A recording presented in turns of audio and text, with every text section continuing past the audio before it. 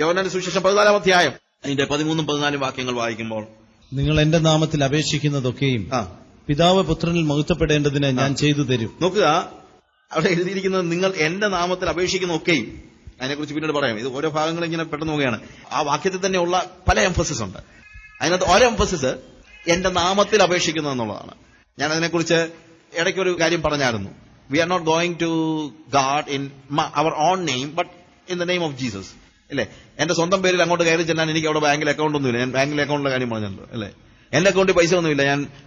എന്റെ അക്കൗണ്ടിൽ പൈസ ഇല്ലാതെ ഞാൻ 5 ലക്ഷം രൂപയുടെ ചെക്ക് എഴുതി കൊടുത്താൽ അത് മാറത്തിലാണെന്ന് അവിടെ ആടിയിരിപ്പില്ല. സ്വർഗത്തിൽ ആകെ ഒരാൾക്ക് അക്കൗണ്ട് ഉള്ളത് യേശുവിനാണ്. അപ്പൊ അതുകൊണ്ട് ആർക്കെങ്കിലും സ്വർഗത്തിൽ നിന്ന് എന്തെങ്കിലും കിട്ടണമെങ്കിൽ യേശുവിന്റെ അക്കൗണ്ടിൽ കൂടെ കയറി ചെല്ലണം. അതാണ് അവന്റെ നാമത്തിൽ ചെല്ലുക എന്ന് പറഞ്ഞു കഴിഞ്ഞാൽ. അവന്റെ നാമത്തിൽ ചെല്ലുന്നത് കൊണ്ടാണ് വാസ്തവത്തിൽ നമുക്ക് അവിടെ കയറി നിൽക്കാൻ തന്നെ പറ്റുന്നത്.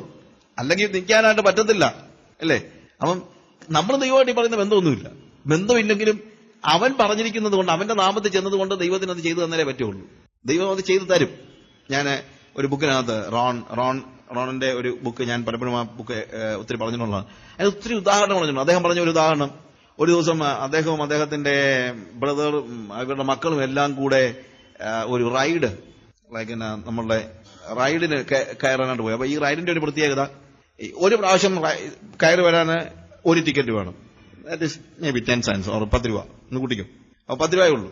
പക്ഷേ ഇത്രയും പോയി കഴിഞ്ഞാൽ പിള്ളേർ നിൽക്കത്തില്ല. പിള്ളേർക്ക് പിന്നെ ഇത് കയറണം. അപ്പൊ അതുകൊണ്ട് നോർമലി 100 രൂപ മുടക്കി 10 ടിക്കറ്റും കൊണ്ടാണ് എല്ലാവരും കയറുന്നത്. അപ്പം ഈ റോണിന്റെ ബ്രദറും പിള്ളേരും എല്ലാം കൂടെ വരുന്ന കൂട്ടത്തിൽ ഒരു 8-10 പിള്ളേരുണ്ട്. അപ്പൊ ഈ 10 പിള്ളേർക്ക് വേണ്ടി റോൺ എന്ത് ചെയ്തു? കുറെ ഏറെ ടിക്കറ്റ്സ് വാങ്ങിച്ചു. അപ്പം പിള്ളേരുടെ ഈ ടിക്കറ്റ് എല്ലാം കൂടെ കൊടുക്കാൻ പറ്റുമല്ലോ. അപ്പൊ അതുകൊണ്ട് റോൺ ഈ വഴിക്ക് നിൽക്കുക. അപ്പൊ ഒരുത്തർ ഇങ്ങനെ കയറി ഇങ്ങനെ വന്ന് കഴിയുമ്പോഴത്തേക്ക് ഇവിടെ എന്താണ്, ക്യൂവിനകത്തൂടെ കയറി വരുമ്പോഴത്തേക്ക് ടിക്കറ്റ് കൊടുക്കും. അവനെ കൊണ്ട് കയറിപ്പോകും. അപ്പൊ ക്യൂ ഇങ്ങനെ കയറി പിന്നെ വരുമ്പോഴത്തേക്ക് പിന്നെ ഈ ടിക്കറ്റ് കൊടുക്കും. അപ്പൊ അങ്ങനെ റോണിന്റെ സഹോദരന്റെ മോന് കൊടുത്തു, 2-3 പേർക്ക് കൊടുത്തു. 2-3 പേർക്ക് കൊടുത്തു കഴിഞ്ഞിട്ട് ഇങ്ങനെ ക്യൂ വന്നു കഴിഞ്ഞപ്പോൾ ഒരു ചെറുക്കൻ ഇങ്ങനെ കൈ നീട്ടിക്കൊണ്ടിരിക്കുക. അപ്പൊ റോൺ നോക്കിയപ്പോൾ ഒരു പരിചയമില്ലാത്തവര് ചെറുക്കൻ എന്ത് ചെയ്തുകൊണ്ടിരിക്കുകയാണ്? കൈ നീട്ടിക്കൊണ്ടിരിക്കുക. അപ്പം റോൺ ഇവന് ടിക്കറ്റ് കൊടുത്തില്ല. എന്തിനാ കൊടുക്കുന്നത്? വെറുതെ 10 രൂപ ടിക്കറ്റ് അവന് കൊടുക്കുന്നത്. പക്ഷെ ഇവനിങ്ങനെ കൈ നീട്ടി നിൽക്കുക, ഒരു രക്ഷയില്ല.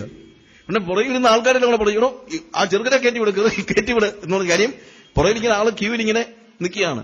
അവനൊരു നാണമില്ല, അതിങ്ങനെ കൈ നീട്ടിക്കൊണ്ടിരിക്കുക. പിന്നെ ഇച്ചിരി കഴിഞ്ഞപ്പോഴത്തേക്ക് ഇവനെ ഒരു പരിചയമില്ല എന്നുള്ളപ്പോഴാ റോണിന്റെ ഇളയ മോൻ ദൂരെ നിന്ന് വിളിക്കും, daddy I told him my dad will give you A ticket, give him A ticket. എന്റെ കൂട്ടുകാരനാ, ഞാൻ അവനോട് പറഞ്ഞിട്ടുണ്ട് എന്റെ ഡാഡിയുടെ അടുത്ത് എന്നാ മതി, എന്തുവാ നിനക്ക് ടിക്കറ്റ് കിട്ടുമെന്ന്. അവനൊരു ടിക്കറ്റ് കൊടുക്കാൻ അവനെ റോൺ എടുത്ത് കൊടുത്തു. ഈ ചെറുക്കനുമായിട്ട് പരിചയം ഉണ്ടായിട്ടൊന്നുമല്ല, ചെറുക്കനുമായിട്ട് ഒരു ബന്ധവുമില്ല. പക്ഷേ മോൻ പറഞ്ഞത് കൊണ്ട് എന്തോ വിചാരിക്കാൻ പറ്റത്തില്ല. അന്നേരം അവന് കൊടുത്തില്ലെങ്കിൽ എന്തൊരു നാണങ്ങളായിരിക്കും ചെറുക്കനല്ലേ. ഇതുപോലെ നമ്മൾ കർത്താവിന്റെ സന്നിധിയിൽ ചെല്ലുമ്പോൾ നമുക്ക് എന്തെങ്കിലും കാര്യം കർത്താവ് ചെയ്തു തരുന്നത് നമ്മുടെ പ്രത്യേകത കൊണ്ടൊന്നുമല്ല. നമ്മുടെ കർത്താവ് അവിടെ നിന്ന് പറഞ്ഞിട്ടുണ്ട്, ഡാഡി അവൻ വരും, അവനങ്ങ് കൊടുത്തേക്കണേ എന്ന് പറഞ്ഞിട്ടുള്ളത് കൊണ്ടാ നമ്മൾ ഈ ചെന്നാൽ കിട്ടുന്നത്. അല്ലാതെ പ്രൈസ് ലോർഡ്, ഹല്ലേലൂയ, നമുക്ക് എന്തെങ്കിലും ഒരു സ്പെഷ്യാലിറ്റി ഉണ്ടായിട്ടല്ല നമുക്ക് ഈ ടിക്കറ്റ് കിട്ടും. നമ്മൾ മനസ്സിലാക്കണം. സോ അവന്റെ നാമത്തിൽ നമ്മൾ എന്ത് അപേക്ഷിച്ചാലും, ഇല്ലേ, അവന്റെ നാമത്തിൽ നമ്മൾ എന്ത് അപേക്ഷിച്ചാലും അത് കർത്താവ് നമുക്ക് ചെയ്തു തരും. പക്ഷെ അവിടെ ചെയ്തു തരുന്നതിനെ കുറിച്ച് പറയുമ്പോഴും പറയുന്ന കാര്യം എന്ന് ചോദിച്ചു കഴിഞ്ഞാല്, പിതാവ് പുത്രനിൽ മഹത്വപ്പെടേണ്ടതിന് അത് ചെയ്തു തരുമെന്നുള്ളതാണ്. പിതാവ് പുത്രനിൽ മഹത്വപ്പെടേണ്ടതിന് അതൊരു ഒരു പ്രധാനപ്പെട്ട വിഷയമാണ്. പിതാവ് പുത്രനിൽ അത് ദൈവം ചെയ്തു കഴിഞ്ഞാൽ പിതാവ് പുത്രനിൽ മഹത്വപ്പെടും. അങ്ങനൊരു കാര്യമേ എനിക്ക് ചോദിക്കാൻ പറ്റുള്ളൂ. അങ്ങനൊരു കാര്യമേ കർത്താവ് ചെയ്തു തരത്തുള്ളൂ. അപ്പൊ നമ്മൾ പ്രാർത്ഥിക്കുന്നതിന് മുമ്പ് ചോദിക്കേണ്ട ഒരു കാര്യമുണ്ട്, നമ്മുടെ പ്രാർത്ഥന നടന്നാൽ അത് പിതാവിന് മഹത്വമായിരിക്കുമോ? പിതാവ് പുത്രനിൽ മഹത്വപ്പെടുന്ന ഒരു കാര്യമേ എനിക്ക് ചോദിക്കാൻ കഴിയത്തുള്ളൂ. You understand? ഒരു പക്ഷേ ഈ ചെറുക്കനോട് റോണിന്റെ മോൻ പറഞ്ഞു കാണും, my dad is so generous, ഇല്ലേ? അപ്പൊ ചെറുക്കൻ കൈ നീട്ടി നാണമില്ലാതെ നിൽക്കുന്നതിന്റെ കാര്യം എന്താണെന്നറിയാമോ? അവനോട് അവന്റെ കൂട്ടുകാരൻ പറഞ്ഞു, എന്റെ അപ്പൻ വളരെ ഔദാര്യശീലനാണെന്ന് പറഞ്ഞു. അപ്പോൾ ഞാൻ അവന് വേണ്ടി അവൻ ചെയ്തു കൊടുക്കുമ്പോഴത്തേക്ക് എന്താ സംഭവിക്കുന്നത് അറിയാമോ? ഞാൻ ജനറസ് ആണെന്നുള്ള എന്റെ മകന്റെ ക്ലെയിം അവിടെ എന്ത് ചെയ്യുകയാണ്? പ്രൂവ് ചെയ്യപ്പെടുകയാണ്. ഓക്കെ, ഇതുപോലെ നമ്മൾ ആവശ്യപ്പെടുന്ന എന്ത് കാര്യവും പിതാവ് പുത്രനിൽ മഹത്വപ്പെടേണ്ടതിന് വേണ്ടിയാണ്. അല്ലെങ്കിൽ മഹത്വപ്പെടുന്ന കാര്യം മാത്രമേ നമുക്ക് ആവശ്യപ്പെടാനായിട്ട് കഴിയത്തുള്ളൂ എന്ന് നമ്മൾ മനസ്സിലാക്കണം. ഞാൻ എന്തെങ്കിലും ഒരു ആവശ്യപ്പെടും, കർത്താവിനോട് പറയാണെന്ന് വെച്ചു, കർത്താവ് എനിക്ക് വലിയ ഒരു ട്രെയിലർ ബസ് തരണേ കർത്താവേ, ട്രെയിലർ വണ്ടി തരണേ കർത്താവേ എന്ന് ഞാനൊക്കെ പറയാണെന്ന് വെച്ചു. പക്ഷെ അത് എന്തിനു വേണ്ടിയാണ്? ഒരു പക്ഷെ നമ്മൾ പറയും, അങ്ങനെ ആയിരുന്നെങ്കിൽ എനിക്ക് ഇവിടെ എല്ലാം പരസ്യവും നടത്താമായിരുന്നു, അല്ലെ കൂടുതൽ സുവിശേഷ വേല ചെയ്യാമായിരുന്നു. ഇതൊന്നും ഇവിടെ വിഷയമല്ല. നമ്മളുടെ പ്രാർത്ഥനയിൽ നമുക്ക് കൂടുതൽ സുവിശേഷ വേല ചെയ്യണോ, നമ്മൾ കൂടുതൽ പ്രവർത്തിക്കണോ, ഇതൊന്നും അല്ല ഇവിടുത്തെ വിഷയം. പിതാവ് പുത്രനിൽ മഹത്വപ്പെടുമോ? ഒരു പക്ഷേ കൂടുതൽ സുവിശേഷ വേല ചെയ്യാൻ പറ്റുമായിരിക്കും, പക്ഷെ ദൈവനാമത്തിന് കൂടുതൽ അപമാനം ഉണ്ടായിരുന്നിരിക്കും. അപ്പോൾ ഓരോ സമയത്തും നമ്മൾ കർത്താവിനോട് എന്ത് കാര്യങ്ങൾ ചോദിക്കുമ്പോഴും അതിനു മുമ്പ് നമ്മളൊരു ചോദ്യം നമ്മളോട് തന്നെ ചോദിക്കുന്നത് വളരെ അത്യാവശ്യമാണ്. ഈ പ്രാർത്ഥന നിർവഹിക്കപ്പെട്ടു കഴിഞ്ഞാൽ ഇതിലൂടെ പിതാവ് പുത്രനിൽ മഹത്വപ്പെടുമോ എന്ന് ചോദിക്കാനുള്ള ഒരു കാര്യം, ഒരു ഉത്തരവാദിത്വം നമുക്ക് ഉണ്ട്, തീർച്ചയായിട്ടും ഉണ്ട്. അതുപോലെ തന്നെ ദൈവം അത് ചെയ്തു തരാൻ അവൻ ബാധ്യസ്ഥനാകുന്നതും ദൈവത്തിന് മഹത്വമുള്ള ഒരു കാര്യത്തിന് വേണ്ടി മാത്രമാണ് അത് ചെയ്തു തരാനായിട്ട് ആയിരിക്കുന്നത്. അപ്പോൾ പ്രാർത്ഥനയെക്കുറിച്ചുള്ള അടുത്തതായിട്ട് കുറച്ച് കാര്യങ്ങളോട് നമുക്ക് പറയാനുണ്ട്. വളരെ വിശാലമായി തന്നെ പഠിക്കേണ്ട കുറേയേറെ കാര്യങ്ങൾ. We need to pray with importunity. We need to pray continuously without losing our heart. We need to pray with thanksgiving. We need to watch and pray. We need to pray in the spirit. And we need to know how the Spirit intercedes in prayer. And we need to pray in one accord. And we need to pray with faith. ഇത്രയും subjects ഇതുമായിട്ട് ബന്ധപ്പെട്ട് നമ്മളിപ്പോൾ പഠിച്ചത് കൂടാതെ എങ്ങനെ പ്രാർത്ഥിക്കണം എന്നുള്ളതിനെക്കുറിച്ച് ഉള്ള കാര്യങ്ങളിൽ വരുന്നുണ്ട്. ചില കാര്യങ്ങൾ ഞാൻ പെട്ടെന്ന് പറയാം. ഫസ്റ്റ് ഓഫ് ഓൾ, നമ്മൾ മടുത്തു പോകാതെ പ്രാർത്ഥിക്കുക എന്ന് പറയുന്നത് വളരെ അത്യന്താപേക്ഷിതമാണ്. നമ്മൾ ലൂക്കോസിന്റെ സുവിശേഷം വായിക്കുമ്പോൾ 11-ാം അധ്യായത്തിൽ കർത്താവ് പ്രാർത്ഥനയെക്കുറിച്ച് പഠിപ്പിക്കുന്ന ഭാഗമുണ്ട്. 5 മുതലുള്ള വാക്യങ്ങൾ വായിക്കുമ്പോൾ പിന്നെ അവൻ അവരോട് പറഞ്ഞത്, നിങ്ങളിൽ ആർക്കെങ്കിലും ഒരു സ്നേഹിതൻ ഉണ്ട് എന്നിരിക്കട്ടെ, അവൻ അർദ്ധരാത്രിക്ക് അവന്റെ അടുക്കൽ ചെന്ന്, സ്നേഹിത, എനിക്ക് 3 അപ്പം വായ്പ തരണം. എന്റെ ഒരു സ്നേഹിതൻ വഴിയാത്രയിൽ എന്റെ അടുക്കൽ വന്നു, അവന് വിളമ്പിക്കൊടുപ്പാൻ എന്റെ പക്കൽ ഏതുമില്ല എന്ന് അവനോട് പറഞ്ഞാൽ, എന്നെ പ്രയാസപ്പെടുത്തരുത്, കഥ കടച്ചിരിക്കുന്നു, പൈതങ്ങൾ എന്നോടുകൂടെ കിടക്കുന്നു, എഴുന്നേറ്റ് തരുവാൻ എനിക്ക് കഴിയുകയില്ല എന്ന് അകത്തുനിന്ന് ഉത്തരം പറഞ്ഞാലും അവൻ സ്നേഹിതനാകൊണ്ട് എഴുന്നേറ്റ് അവനെ കൊടുക്കയില്ലെങ്കിലും അവൻ ലജ്ജ കൂടാതെ മുട്ടിക്കാൻ നിമിത്തം എഴുന്നേറ്റ് അവനെ വേണ്ടുന്നിടത്തോളം കൊടുക്കും എന്ന് ഞാൻ നിങ്ങളോട് പറയുന്നു. യാചിപ്പീൻ, എന്നാൽ നിങ്ങൾക്ക് കിട്ടും. അന്വേഷിപ്പീൻ, എന്നാൽ നിങ്ങൾ കണ്ടെത്തും. മുട്ടുവീൻ, എന്നാൽ നിങ്ങൾക്ക് തുറക്കും. യാചിക്കുന്ന ഏവനും ലഭിക്കുന്നു, അന്വേഷിക്കുന്നവൻ കണ്ടെത്തുന്നു, മുട്ടുന്നവന് തുറക്കും എന്ന് ഞാൻ നിങ്ങളോട് പറയുന്നു.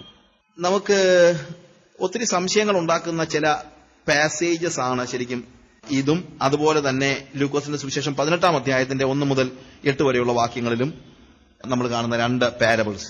ശരിക്കും പറഞ്ഞാൽ ഈ ഭാഗങ്ങള് പാരബിൾസ് എന്നതിനേക്കാൾ ഉപരി, അല്ലെങ്കിൽ പാരബിൾസ് തന്നെ 2 രീതി നമ്മൾ മനസ്സിലാക്കണം. ഉപമകൾ. ഉപമ എന്ന് പറഞ്ഞാൽ ഒന്ന് മറ്റൊന്നു പോലെയാണെന്ന് പറയുന്നതാണ് സാധാരണ നിലയിൽ ഉപമകൾ, ഇല്ലേ? പാരബിൾസ്. അതുപോലെ എന്ന് പറഞ്ഞ് നമ്മൾ പറയുന്ന കാര്യങ്ങളാണ് ഉപമകൾ.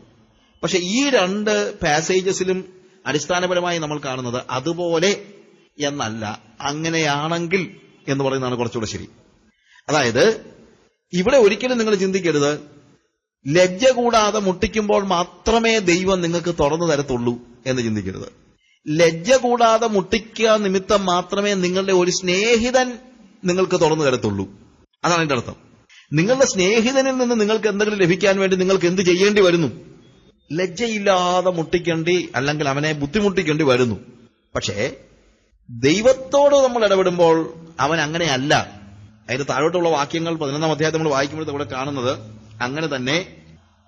ദോഷികളായ നിങ്ങൾ നിങ്ങളുടെ മക്കൾക്ക് നല്ല ദാനങ്ങളെ കൊടുക്കുവാൻ അറിയുന്നുവെങ്കിൽ സ്വർഗസ്ഥനായ പിതാവ് തന്നോട് യാചിക്കുന്നവർക്ക് പരിശുദ്ധാത്മാവിനെ എത്ര അധികം കൊടുക്കും. അതായത് ഒരു സ്നേഹിതനെ ബുദ്ധിമുട്ടിച്ചാൽ ആ ബുദ്ധിമുട്ട് സഹിച്ച് സ്നേഹിതൻ എണീറ്റ് വരുമെങ്കിൽ ദൈവം എത്ര അധികം എഴുന്നേറ്റ് വരുമെന്ന് അവിടുത്തെ ചോദ്യം.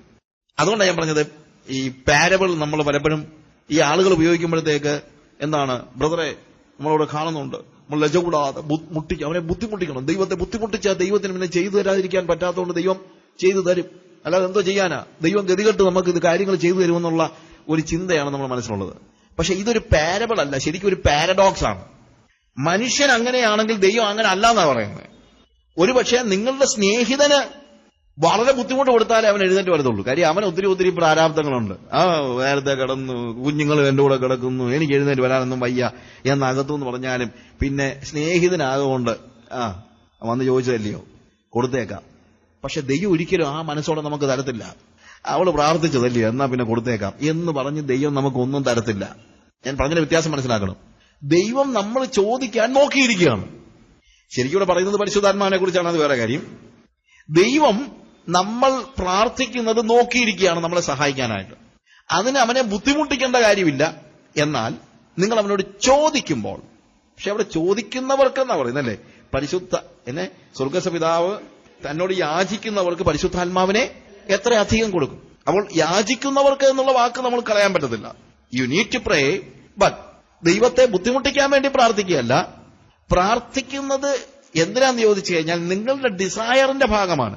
ഞാൻ praying for the Holy Spirit എന്നുള്ള സബ്ജക്ട് നമ്മൾ പഠിക്കുമ്പോൾ അതിനെക്കുറിച്ച് ഒന്നുകൂടെ ഞാൻ വിശദമാക്കാം. പക്ഷെ ഇവിടെ ആ പറഞ്ഞു പോകാൻ വേണ്ടി പെട്ടെന്ന് ഞാൻ പറഞ്ഞു, കാര്യം ഇത്രയും ഞാനിപ്പോ ഈ പറഞ്ഞ അത്രയും സബ്ജക്ട്സ് നമ്മൾ ഓടിച്ച് പഠിക്കേണ്ടത് കൊണ്ടാണ് ഞാൻ എല്ലാം വിശദമായിട്ട് ആ കാര്യങ്ങളെക്കുറിച്ച് പറയാത്തത്.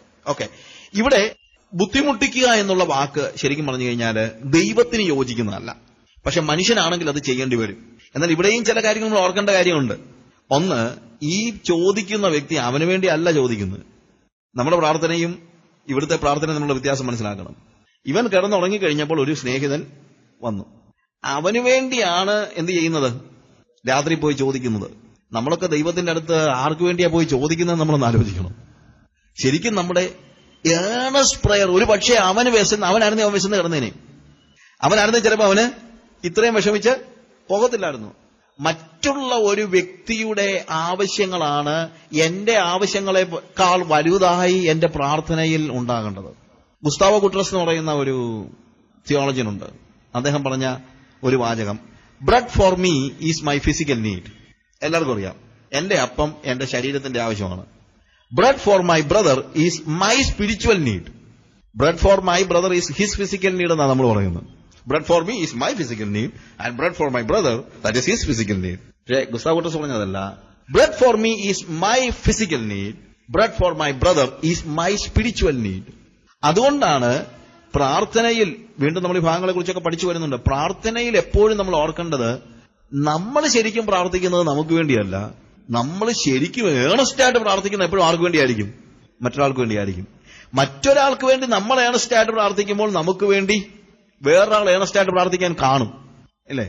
നിങ്ങൾ കൊടുക്കുന്ന അളവിന് തന്നെ നിങ്ങൾക്ക് മടക്കി കിട്ടും. നിങ്ങൾ മറ്റൊരാൾക്ക് വേണ്ടി ഏണസ്റ്റായിട്ട് പ്രാർത്ഥിക്കുന്നുണ്ടെങ്കിൽ മറ്റൊരാൾ നിങ്ങൾക്ക് വേണ്ടിയും അതേ ഈഗർനെസ്സോടുകൂടെ പ്രാർത്ഥിക്കുന്ന വ്യക്തികൾ നിങ്ങൾക്കുണ്ടായിരിക്കും. അതിന് സംശയമൊന്നുമില്ല. അത് ദൈവം നമുക്ക് പ്രോമിസ് ചെയ്തിട്ടുള്ള കാര്യമാണ്. അപ്പോൾ വേറൊരു വ്യക്തിക്ക് വേണ്ടി അവൻ ചെന്നിട്ട് പറയുകയാണ്, സ്നേഹിത എനിക്ക് എന്ത് ചെയ്യണം, ഒരു 3 അപ്പം വായ്പ തരണം.